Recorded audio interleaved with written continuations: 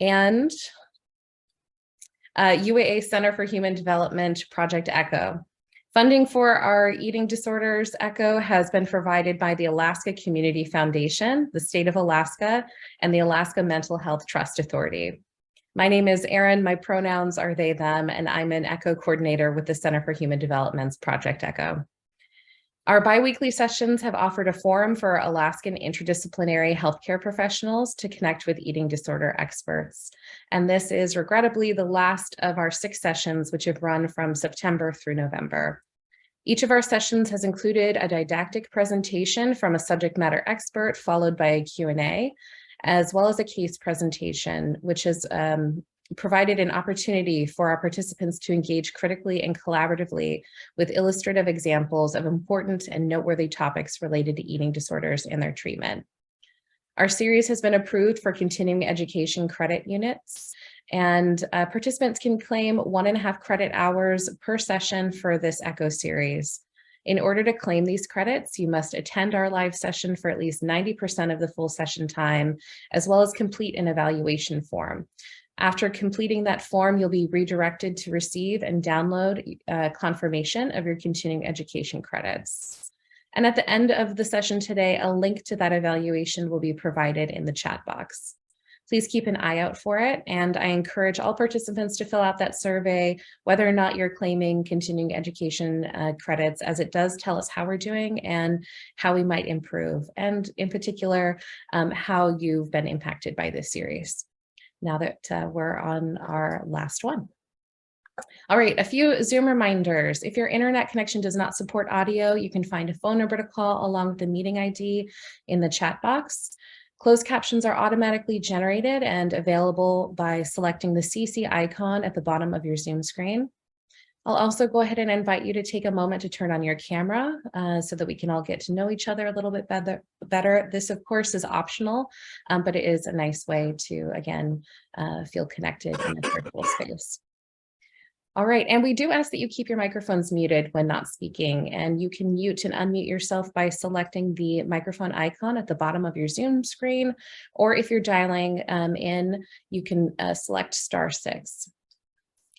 All right, further, whether or not you've joined in our ECHOs before, it's important to know that engagement with a group is integral to the all teach, all learn philosophy, which underpins our program. And as such, we encourage everyone to ask questions and make comments during our session by utilizing the chat box, or when appropriate, by unmuting yourself and sharing directly with the group by raising your hand in Zoom. And you're also, of course, welcome to private chat the session host, which is myself, or any of our hub team members, if you'd like your questions shared anonymously. And to help further build connections and foster participation throughout our ECHO, we'd like to start each session with introductions. However, in the interest of time, especially because I was muted for 2 whole minutes, and we're running 2 whole minutes behind, let's go ahead and do those introductions via the chat. So hub team members, if you could go ahead and share with us your name, role, and organization, a little bit about where you're from, and participants, please do the same. That would be wonderful. And a final note, please be aware that the opinions of our hub team members and presenters are their own and do not necessarily represent those of AKITA, UAA, or any ECHO sponsor. Additionally, Project ECHO is not HIPAA compliant. Therefore, we ask that no protected health information is shared or displayed at any time. And thanks to everyone for following those guidelines. All right, now I'll go ahead and turn our session over to Jenny from AKITA to share a little bit about the vision that has been behind this initiative and what's on today's agenda. Great, thank you, Erin. I am Jenny Loudon, and I am one of the co-founders of the Alaska Eating Disorders Alliance. We want to welcome you this evening. We're so glad you came to join us for this, our final session in our current ECHO series. We hope there'll be more in the future. Our goal of this current Project ECHO is that together we can grow capacity within our local healthcare system so that we can better understand and diagnose and treat eating disorders in our local communities, particularly those communities here in Alaska. So during our time together tonight, we will be learning from all of the different elements of a formal ECHO, as well as the ways that we interact with each other. So we do ask that you make sure that you use inclusive language that helps to make this an open space where all voices and bodies can be heard, seen, and feel welcomed. So be thoughtful and mindful of the ways that we use non-stigmatizing language. All right, so let's start with a broad outline of tonight's evening's agenda. We will begin with a presentation by Jessica Setnick, which is titled Nutrition Management, an Essential Part of Eating Disorder Treatment. And Jessica Setnick is a dietitian. She's an eating disorder specialist who envisions a world where no one is ashamed to talk about their eating issues and no one is denied care by to insurance discrimination or biases about who gets eating disorders.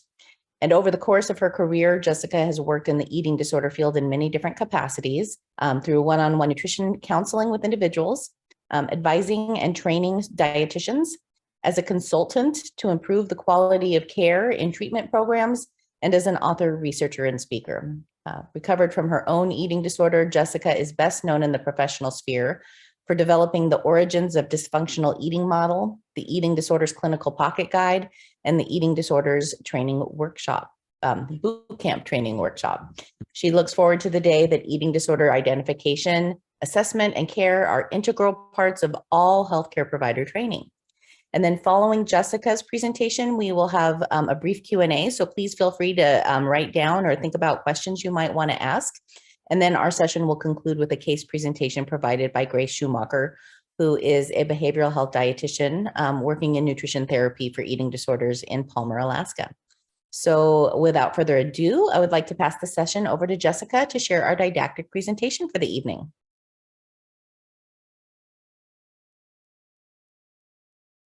And Jessica, I think you may be on mute.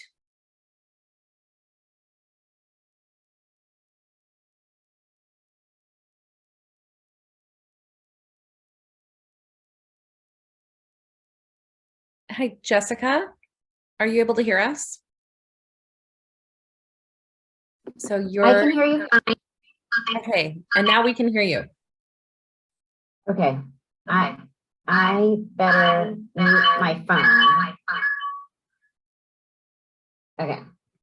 Sorry about that. I'm just gonna have to log off on my phone. I'm sorry, we practiced this and everything. But okay.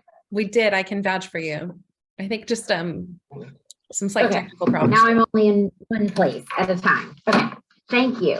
Erin, will you wrangle my slides, please? I'm ready. So I have a slide here with 4 different meals for you to decide which is the healthiest. And if you want to, you can type your answer in the chat, but you also don't have to. Oh, I can't see it though. Is it just me? No, it's you. Okay, well, I'll start reading them and you can ponder. Which of the following meals is the healthiest? Okay, I'm sorry. The didactic presentation would be, oh, sorry. Okay, I'm going to close out of that because I thought that message was for me. So which of the following meals is healthiest? Hello again. A, peanut butter and jelly sandwich on wheat bread, skim milk, nectarine, and carrot sticks. Option B, fried chicken thigh, sweet potato fries, lettuce and tomato salad with dressing. Slide C, fried peanut butter and bologna sandwich. Slide D, mixed vegetable stir fry with steamed brown rice and pork dumplings. It would be easier if you could see, but you'll just have to imagine them in your mind. And I see that some selections are coming in for the chat. And while you make your selections, oh, wow. I see some people thinking out of the box here with all of the above. And actually, the answer I had in mind was secret option E, not mentioned, which is it depends, which I just saw. I just saw some very smart person say in the chat, it depends. Absolutely, it depends. You would have to know more information about the individual because the meal itself cannot be healthy. Food has nutrition in it, but that's right, Tiana, too many unknown factors. The nutrition cannot be the thing that determines what's most healthy because health is a human construct. And so the healthiest meal is the one that depends on an individual situation. And C was sort of the outlier for me, fried peanut butter and bologna sandwich. like if I had to pick which of the following meals is the healthiest, I would say it wouldn't be C at all. I wouldn't even factor into my top three. But it turns out that actually fried peanut butter and bologna was the only thing that one of my very first patients said that she would be able to eat and keep down. And so I recommended that she eat that. And I asked her parent if she would be willing to make that food for her a couple of times a day. Maybe 3 would be ideal. And I remember after that patient left thinking, wow, I cannot believe that I just recommended that someone eat fried peanut butter and bologna sandwiches all day, every day until I see them again. But it actually helped because that's what she was able to eat and keep down. And that was the beginning of her eating disorder recovery. So you get where I'm going with this. The idea is we are all going to start thinking outside of the box. And I will mention that everyone who is listening to the sound of my voice, definitely, you can't see me? Oh, don't know what's happening. Okay, I'm gonna have to leave that to Erin, but anyone who can hear the sound of my voice is part of the solution as opposed to the problem. The problem is the matrix. We are all in the matrix, but we are part of the solution. So when I get kind of shrill and frustrated, my frustration is with the system. My frustration is with the matrix, the pool that we're all swimming in. It's not with any individuals here. But the messaging that we are all getting is that there is a hierarchy, and the slides, sorry, that distracted me. I better close this chat. There's a hierarchy, and that certain foods are healthy, certain foods are not healthy, and we have to take that sort of abstract or absolute out, and we have to start thinking of everything as relative.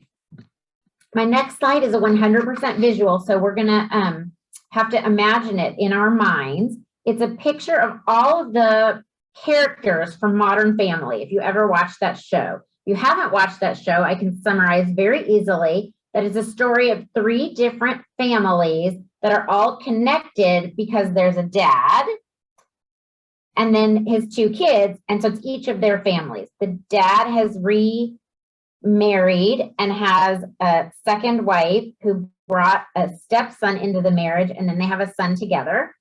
The daughter is married and has 3 kids. The son is married in a same-sex marriage and has an adopted daughter.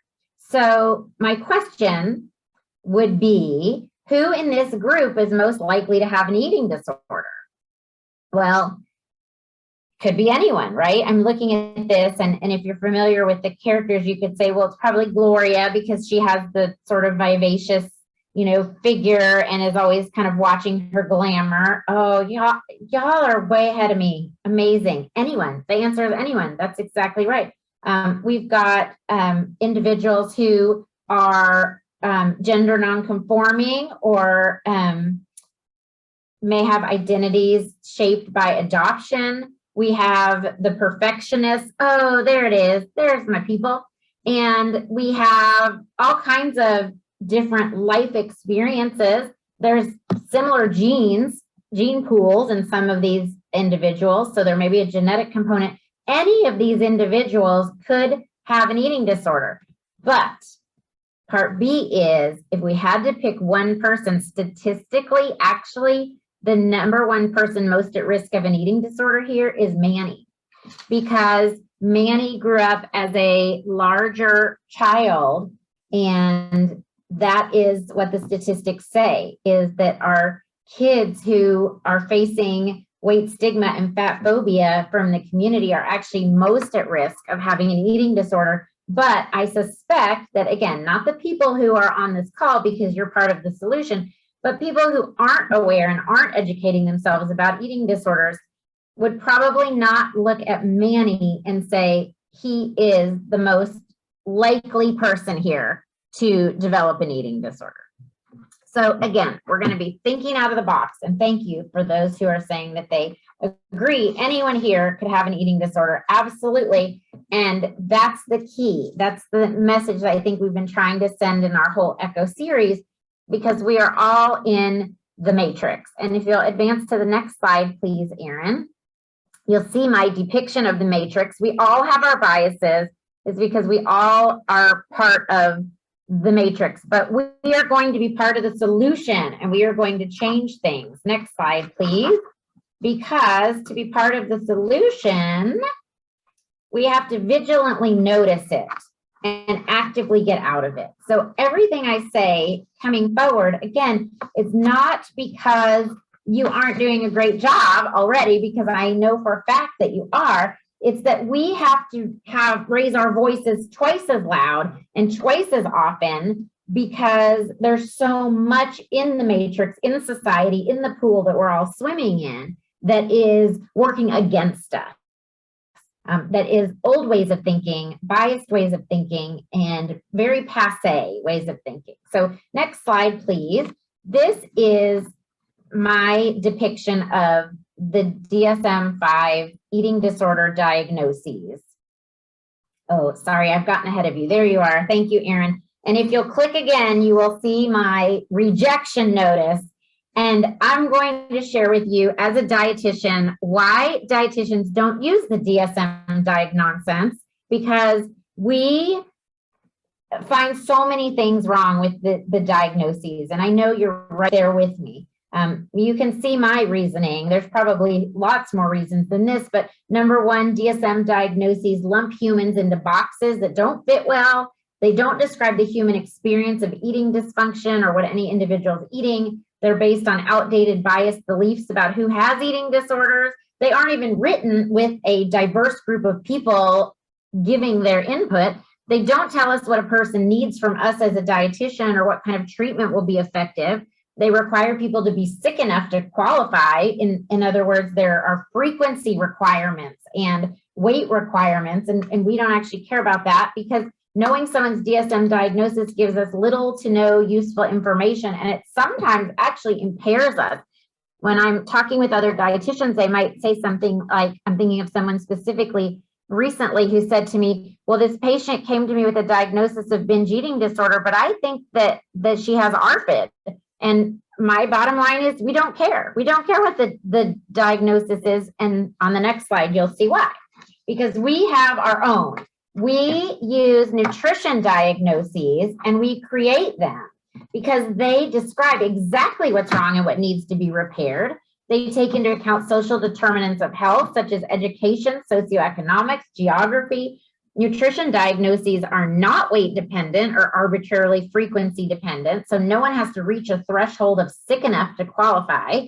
They don't tell us what a person needs from us or what kind of, that should say nutrition diagnoses do tell us what a person needs from us and what kind of treatment will be effective, because determining someone's nutrition diagnosis gives us an exact problem to solve and a way to measure if it's getting better or worse. And I will show you some examples. If you will go to the next slide, please, Erin.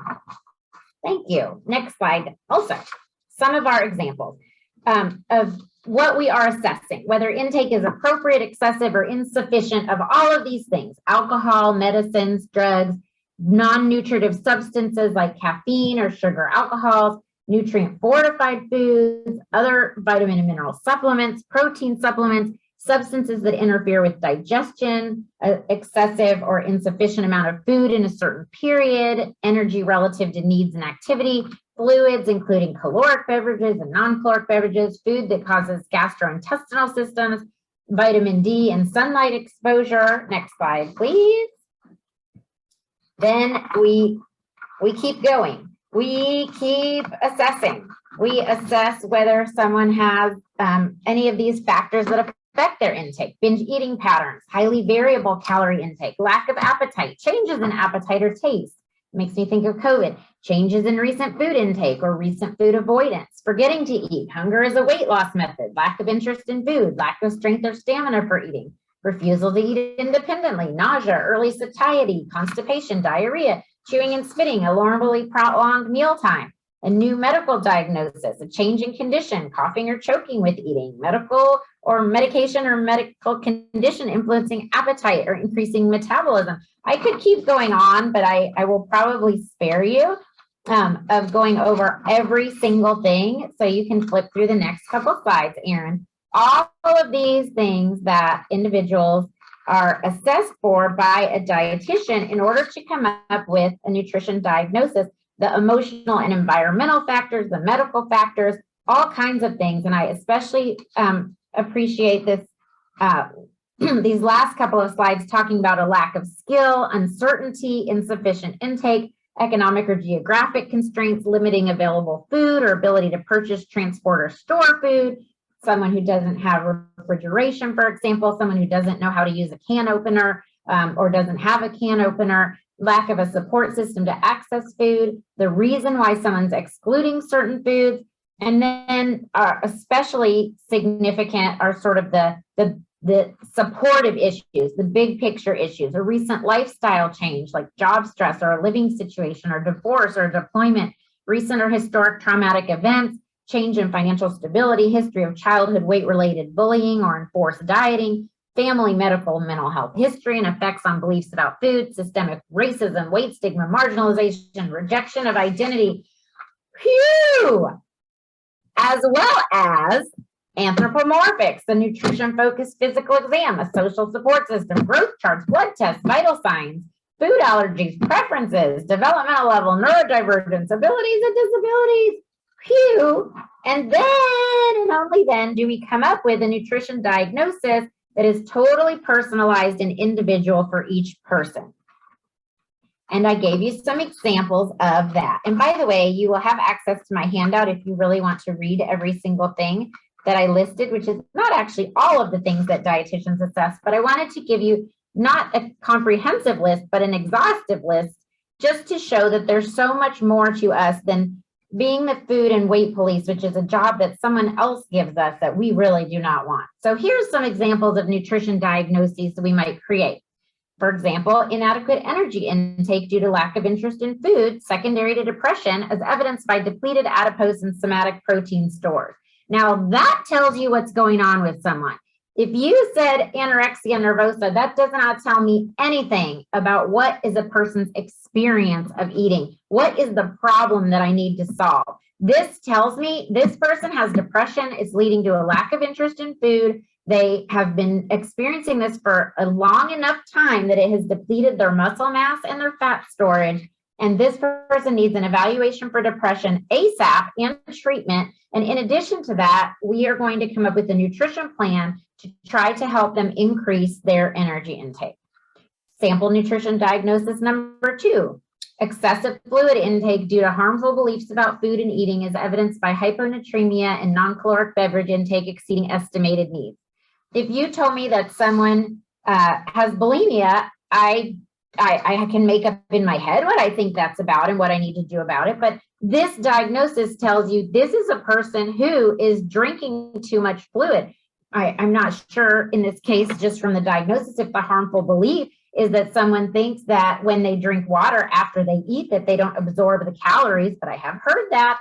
And so we have someone here who has a low blood sodium content because they are drinking an excessive amount of non-caloric beverages. Maybe they're drinking water or diet sodas, and that is causing serious problems. And it becomes very clear from this. I could give this exact diagnosis to another dietitian and they would know what to do.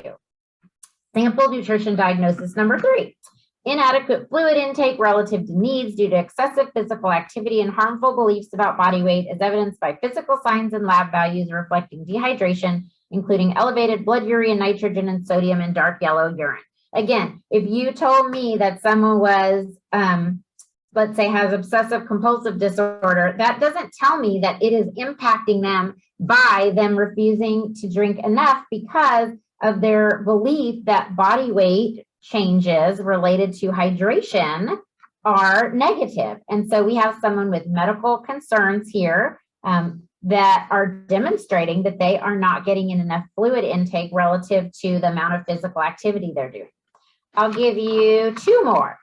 Number 4, sample nutrition diagnosis is disordered eating pattern due to undue influence of weight on self-esteem is evidenced by refusal to intake adequate nutrients and lengthy periods without eating. Now, you could say, well, that perfectly describes anorexia nervosa, but this actually tells us what someone needs to change, because There are people who, when you say the word anorexia nervosa, get a very specific image in their mind.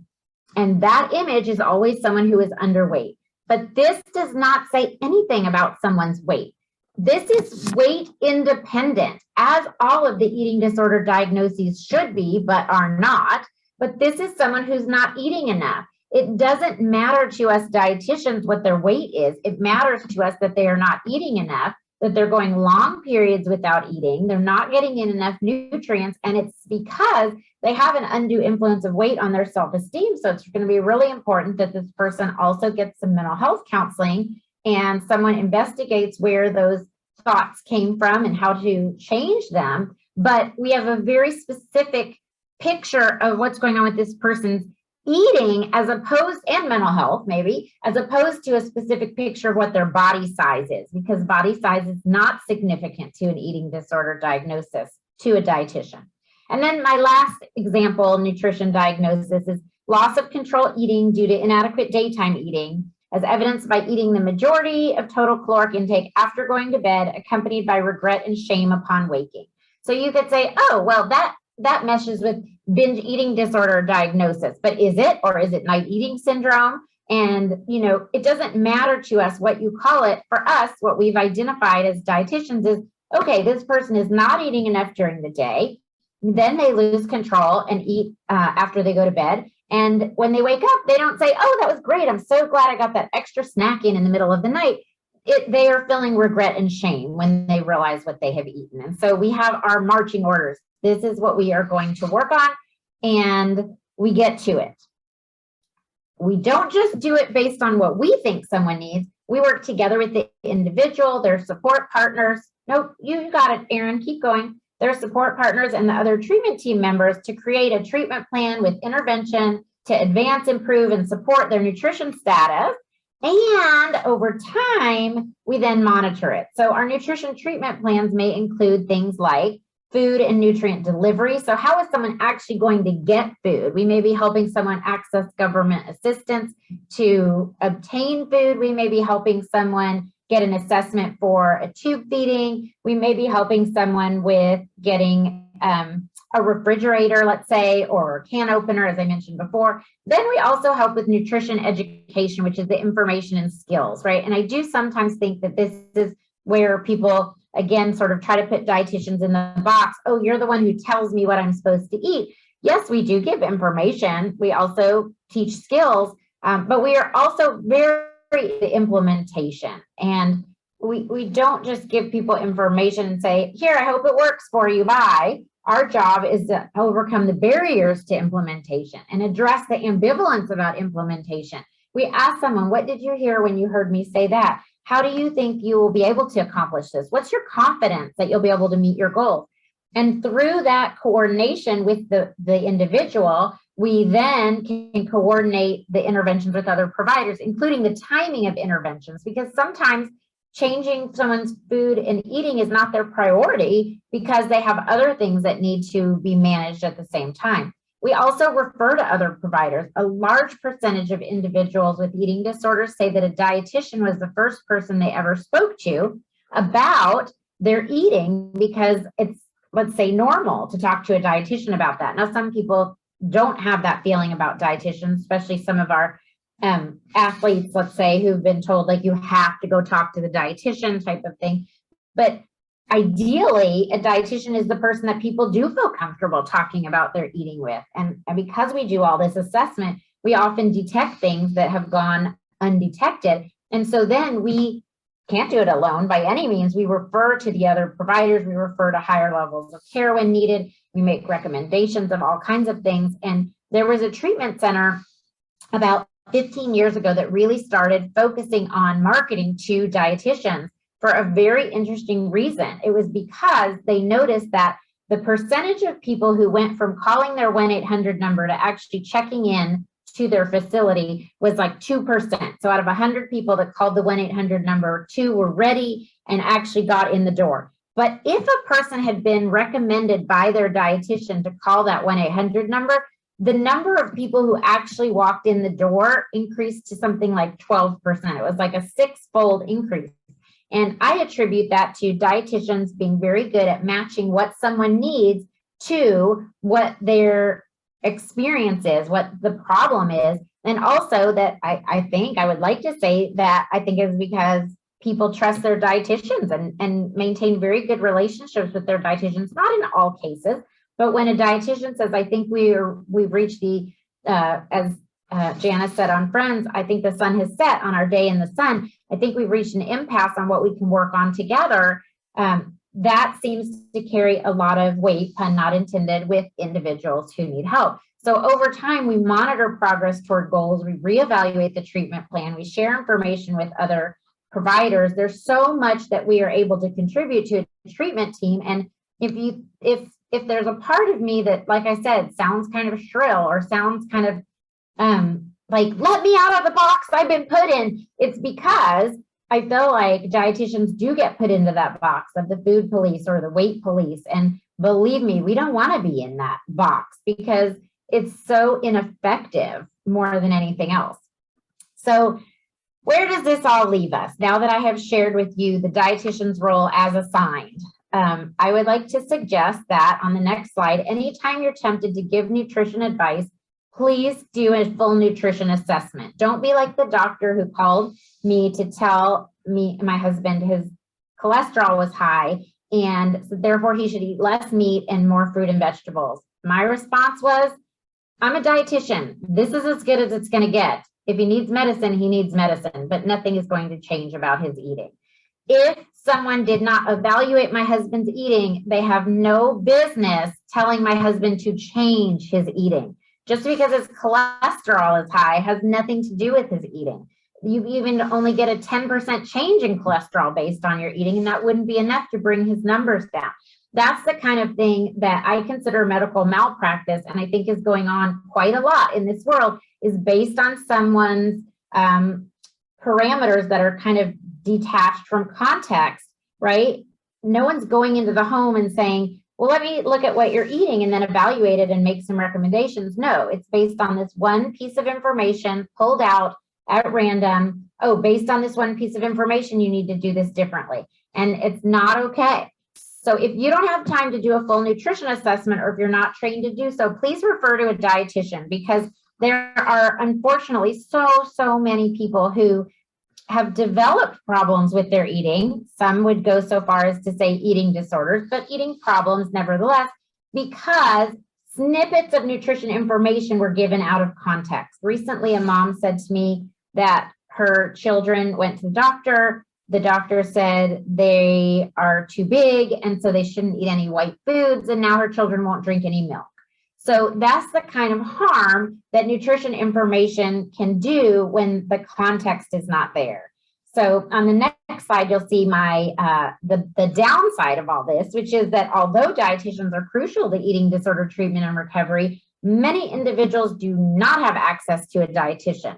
Now, this is against the law, the mental health parity law, and insurance fraud and all kinds of negativity lead to people not being able to access dietitians even if they have eating disorders. And on the next slide, print this slide out and stick it everywhere in your office, or to give it to your medical biller.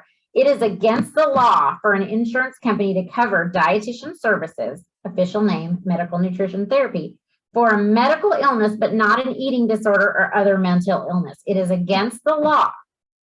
It happens every single day, multiple times a day, but it is in fact against the law. If no one is enforcing the law, it doesn't matter that it's against the law. Now, in some cases, recoding and resubmission can make a difference, even though it shouldn't, right? It's the same person with the same condition. But if it's recoded as a medical condition, sometimes they can get nutrition coverage, whereas if it's a mental health condition, they can't. What can you do? What can you do if the law is being violated for your patients, one or more of your patients or your family members? Number one, intervene with the insurance company. But I know we all know you don't get very far because you're always talking to someone different and they may not have all the information. There's the medical side and the behavioral side, and never the two shall meet. It's a big old mess, right? So the next step is to point your patient or their support partner to their employer. If they get insurance through their employer, then there's an HR department, and the HR department is in contact with an insurance broker. The insurance broker has so much more power than any individual patient, because that insurance broker represents not only everyone in that company who has insurance, but they represent all the companies that purchase insurance through them. So an insurance broker can call the right people and can make things happen. So get your patient to stop calling the 1-800 number and complaining about their denials and go to the next level, which is the insurance broker. How can you help me get coverage for this? Because I know the denial is not appropriate. You can go to another level, requesting assistance from the local, state, and federal legislators. Sometimes, and you don't have to talk to that individual, that elected official, right? They all have health aides, or maybe this is not common knowledge. They all have aides, assistants who work on specific healthcare issues. And if a call from a senator's office goes to an insurance company or a letter, sometimes that makes a huge difference. It shouldn't. Why? Doesn't matter. It's a big name, it's on letterhead, and it can make a big difference.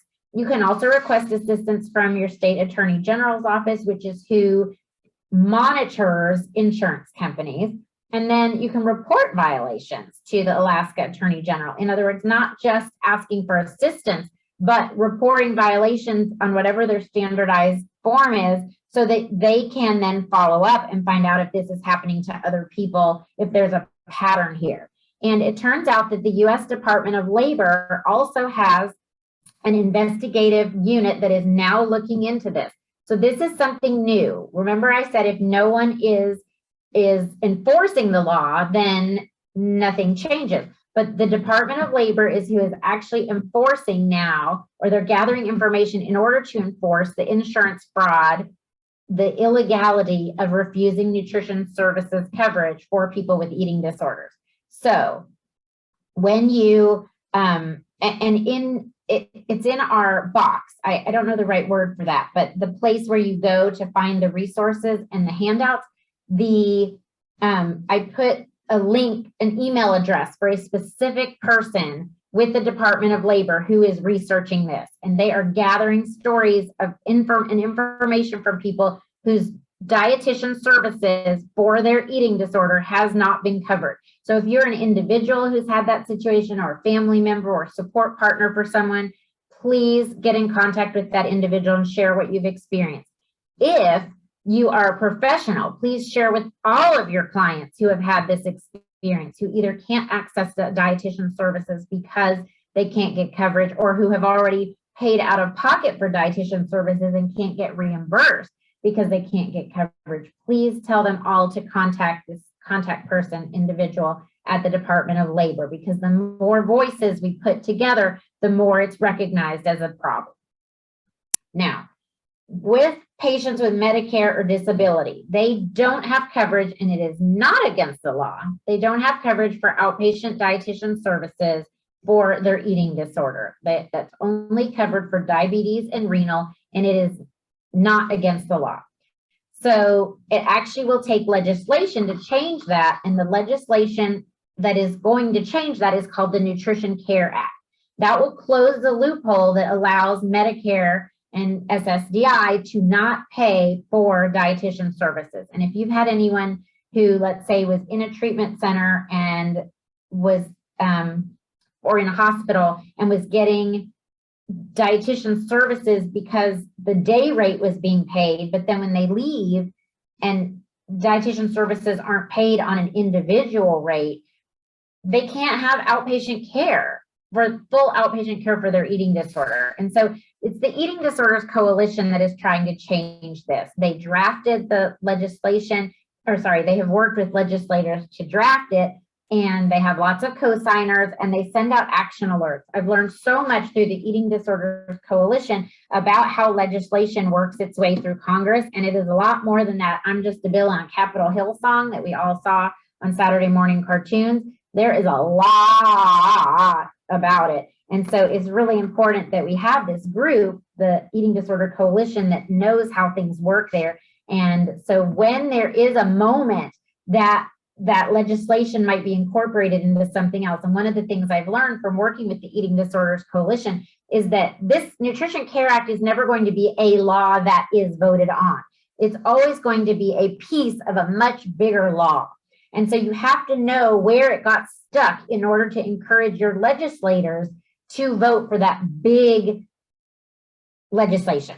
And so they monitor that. If you go to the eatingdisorderscoalition.org, which again, that link is in the resources, you can sign up for action alerts and they will let you know when to not just get in touch with your legislators, but they send you an actual link where all you have to do is basically like it auto-fills everything. And you can send the same link to like every person you know, so that they can send it to every constituent. And I've been told, you know, people are so not engaged in the process of this legislation that as few as 8 or 10 people saying we care about this can actually encourage a legislator to sign on. So the goal is actually not to have people necessarily vote for it, it's to have them be co-signers, because the more co-signers you have, the more it shows this is how many people will vote for it. And so it's almost a done deal by the time it actually comes up for a vote. So that was my little PSA, and probably some things I said were not actually correct about legislation, but that's what I have learned. And I've also learned that I can't take care of all that. So I just belong to the Eating Disorders Coalition, so they can take care of it and they can just let me know when to act. They also do an advocacy day every year. If you would like to participate, it's been virtual the past few years, where they make appointments for you and a team of people with your legislators. You don't have to know anything about anything except for your own experience with eating disorder care being a challenge and accessing care. And that's what they want to hear. So that was the legislation piece. Now, what if you've tried everything and there just is no dietitian? Okay, let's just face it. Legislation is going to take a long time. Contacting the Attorney General isn't going to solve things by tomorrow. So you've got a situation where there's no dietitian. Maybe you live in an area where there's no dietitian. Maybe there's no internet in your area, so you can't have dietitians online. It's just, there's no dietitian. So what are you going to do? Here are my suggestions. Number one, be aware of your own biases. Be aware of the matrix. We can't be aware of them. We can't do anything about them unless we admit we have them. And we all want to be good people and we all want to not be biased, but it's just a fact. We got to be aware of what our biases is about who gets eating disorders, or if someone's larger, they must have binge eating disorder. Not correct. There's a New York Times article all about atypical anorexia, which I believe we're trying to add into the resources so that you can read it even if you don't have a New York Times subscription. It was excellent. It was excellent. If you do nothing else, find that article about atypical anorexia and read it and share it with everyone, every medical and health professional and mental health professional you know. Number two, stay just as a time, we gotta finish up here soon. So just giving you a time check, Jessica. I'm sorry, I couldn't hear you, Jenny. Oh, just giving you a time check. We're to try to finish up in the next minute or so. Oh, next minute. Okay, I had a different time, but that's no problem. Don't assume weight is the root cause of problems, and don't prescribe nutrition based on weight. There is a handout in your resources called the Principles of Nutrition Restoration for Eating Disorder Recovery. You'll see it has 3 sections: rehabilitation, education, and exploration. And this is what to use. If you are not a dietitian and you need to give nutrition advice, please follow these guidelines because they have to go in order. Someone cannot have autonomy and confidence in their eating if they're not getting enough. We need to not worry about moderation and fancy words like that unless someone is getting enough. So start at the red and get to the purple. It could be a years-long process, but that is the process to take. And finally, thank you for all you're doing to change the world, because by hook or by crook, it is working. Thank you, Jessica. I haven't seen a ton of questions come in through the chat, but this is a time where we would love to give folks an opportunity to ask their questions. We do see one coming in. Is there anything that can be done when the insurance will not cover the F50.89 diagnosis of OSFED atypical anorexia? Yes. So what you can do is you can complain. And is this for a dietitian or is this just coverage in general? I guess that would.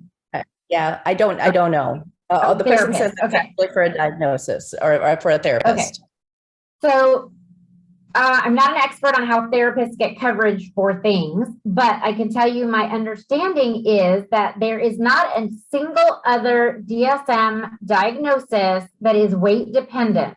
So I would go to whoever sent that denial and I would want to speak with someone on the phone and I would say, if my patient had OCD, you would not say what is their weight and then deny coverage based on their weight. So there's no reason to do so for someone with anorexia.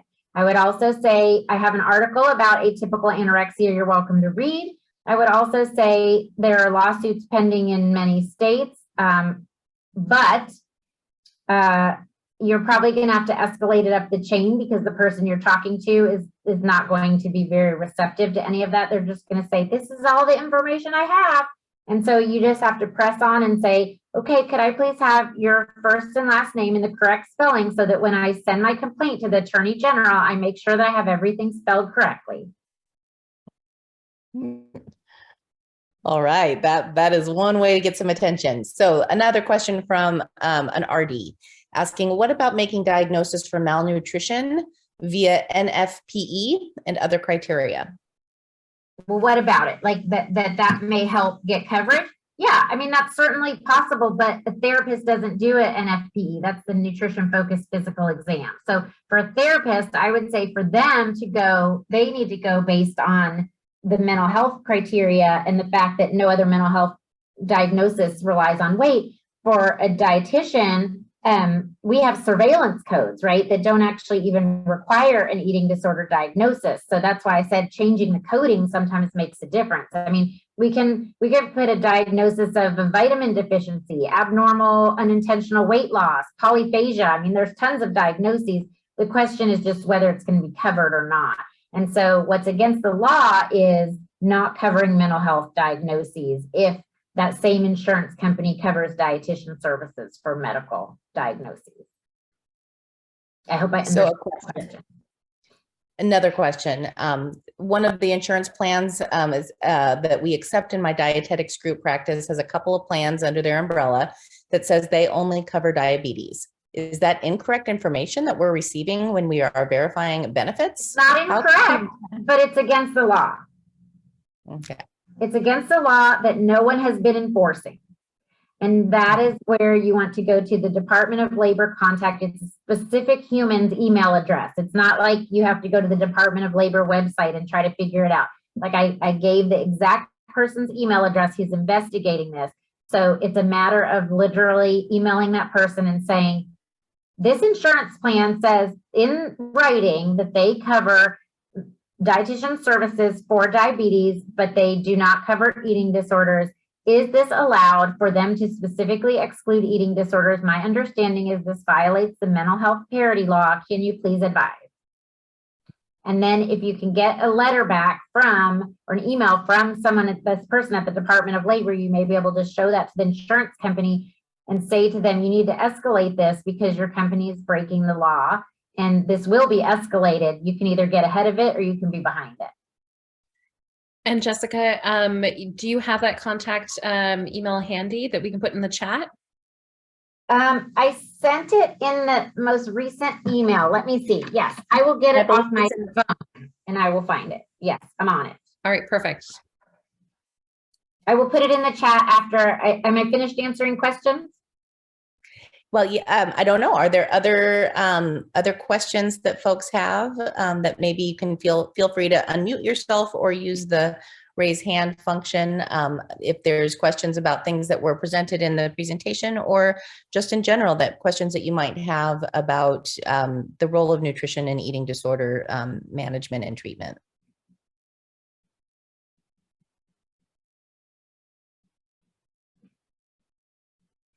Oh, thanks for the props. I had closed my chat, but I saw a nice comment go by, so thank you.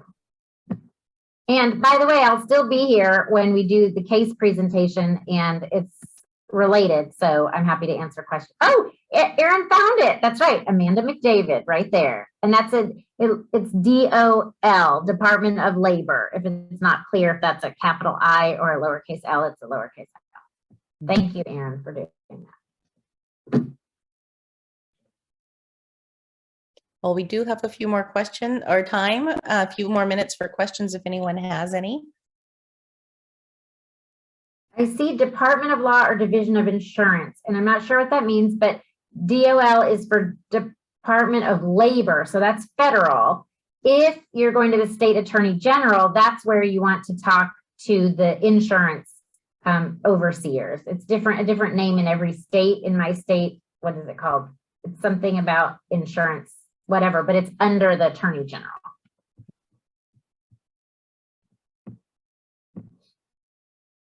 Well, we have a couple minutes. I'll ask my question. So Sure.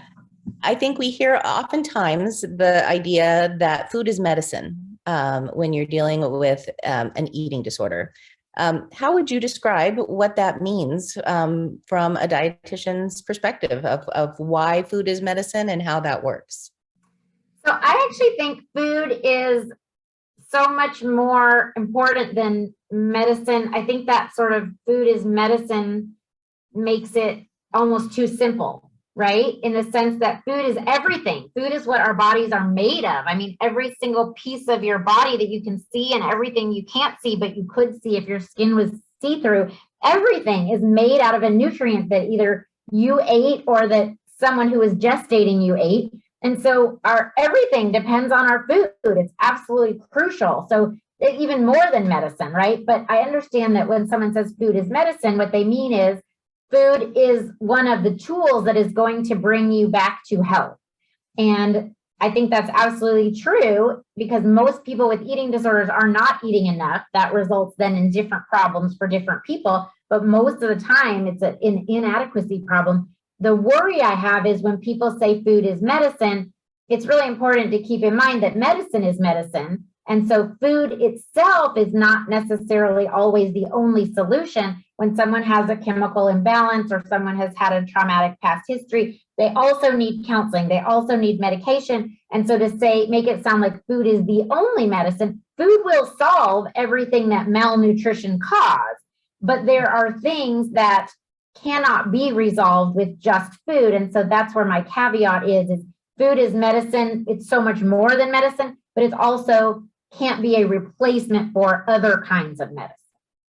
Great. Excellent caveat. I see Dr. Coyer has her hand raised. Do you want to unmute yourself and ask your question? Sure. Great presentation, Jessica. I really like what you were saying about the diagnoses and kind of moving away from the DSM criteria. At least locally here with COVID and the increased demand for eating disorder services, some programs have been more strict about taking only like restrictive eating disorder diagnoses. And I wonder if you've experienced that and if you have any advice about advocating against that so that more patients with non-anorexia, non-bulimia diagnoses can access care. Okay, so I have two thoughts that are like almost diametrically opposed on that. One thought is that sounds like really discriminatory gatekeeping and inappropriate. But the other thought is if that's what they're really good at, then they really don't need to be admitting people with other problems that they can't care for. So it's nuanced. I don't want to strong arm someone into taking a patient that is going to get worse in their care or is going to be stigmatized in their care. But I would appreciate if that facility opened the doors to a wider variety of people, got their staff training on a wider variety of diagnoses, and looked at humans instead of diagnoses and diagnostic criteria. That is the nicest answer I could give you. There's probably some four-letter words that might come later, but that pretty much sums it up. You can't. I mean, I want to say things about capitalism and la la la la, but I'm just going to zip the lip and leave it to those two pieces. Great. And I guess we'll close with just one final comment from the chat. It says, thank you for verbalizing damage that can be done when providers recommend nutrition changes for medical conditions without really ever assessing what the current nutrition is actually happening. And they say, I have worked with so many clients who were harmed by nutrition information and even handouts that were given without a proper assessment taking place first. Thank you. And by the way, if you've ever been in the hospital and got a generic nutrition handout, I guarantee you it didn't come from a dietitian. It came from nursing or food service or somewhere else, because it looks like it, because you're like, oh, it's about food. So I guess this came from dietary, but we're not into that. And it happens every single day. So thank you for that person to reinforce that. I really appreciate that, because I am sitting alone in a hotel room. So your comments really mean a lot, because it's hard to give a presentation and not have that feedback and body language. So thank you very much. I will read all your comments, even if I wasn't able to while I presented. Great. Thank you, Jessica. All right, everybody. Well, we're going to move on to the next portion of our ECHO, which is a case presentation. Just as some basic information, our presenter is going to share a case and offer a question for assistance from our group of learners. And then all of us as participants will have a chance to ask clarifying questions. And finally, we will then open the floor to participants and our hub team members to share their suggestions or recommendations or comments, which will then be documented and submitted to the presenter for reference. So please do know that all these ECHO cases have been de-identified. No protected health information is going to be shared today. So today, our case presentation will be made by Grace Schumacher. Grace is a graduate of the University of Alaska's dietetics program, and she works as a behavioral health dietitian in nutrition therapy for eating disorders. She completed the requirements for board certified specialty in eating disorders nutrition. She's Alaska's first board certified eating disorder professional, having achieved the certified eating disorders registered dietitian designation. She's currently also completing a doctorate program in occupational therapy.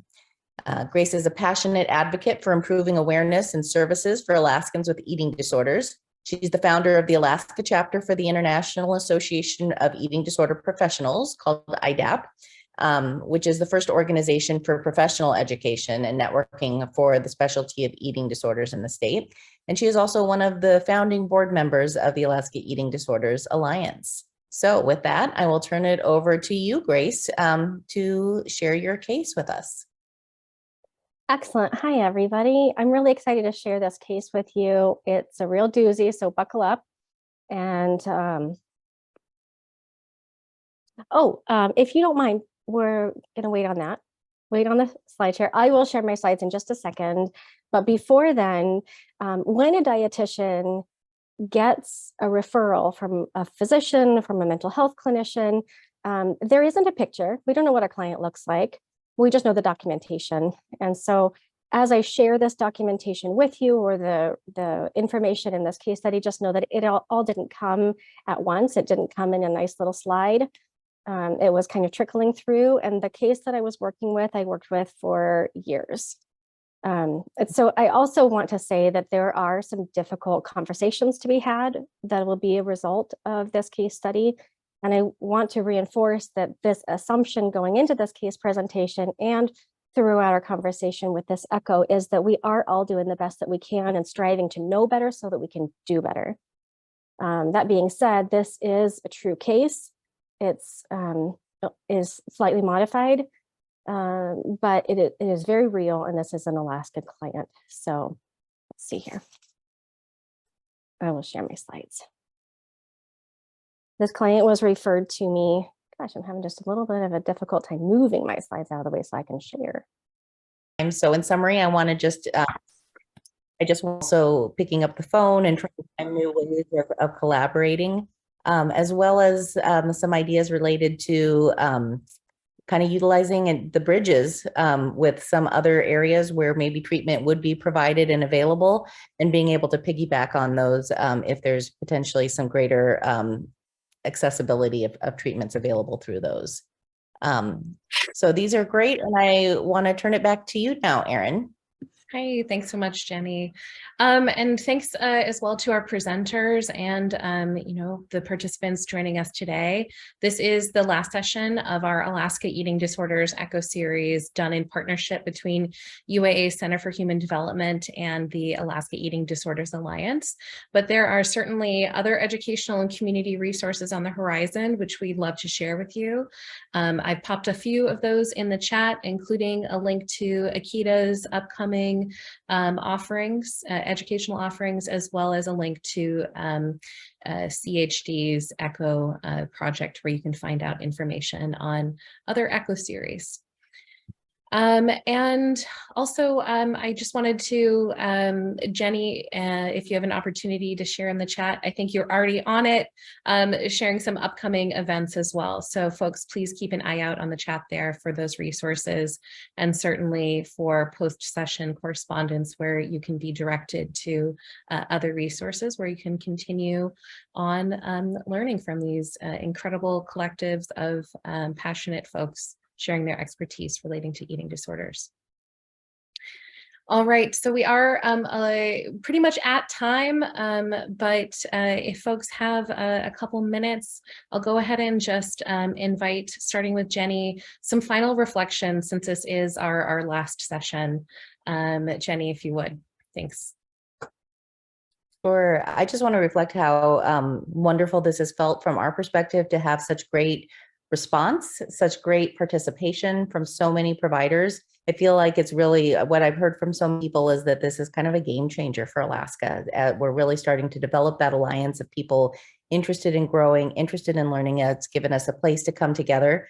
And so I just, when I look back on this, I will think about how this was really the first time that we as a state came together and really started that development of the resources so that Alaskans can be caring for Alaskans.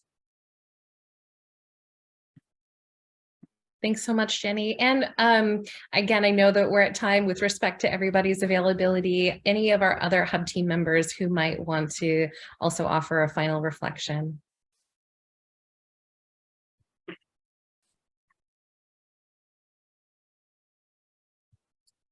All right, I'll take that as all that could been said has been said. That's been positive, so thank you. I'll go ahead and close then with some reminders for folks on how to access continuing education credits for this series.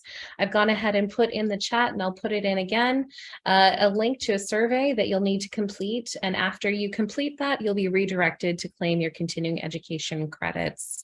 Again, even if you're not seeking those out, it's really valuable for us to have your feedback. So if you have a few minutes, filling out that evaluation survey is really helpful for us. All right, and on behalf of myself and the Alaska Eating Disorders Echo team, I would just want to thank you for joining us over the last few months. Your engagement has been critical to making these echoes a success, and showing up, asking questions, and sharing your experiences, both personal and professional.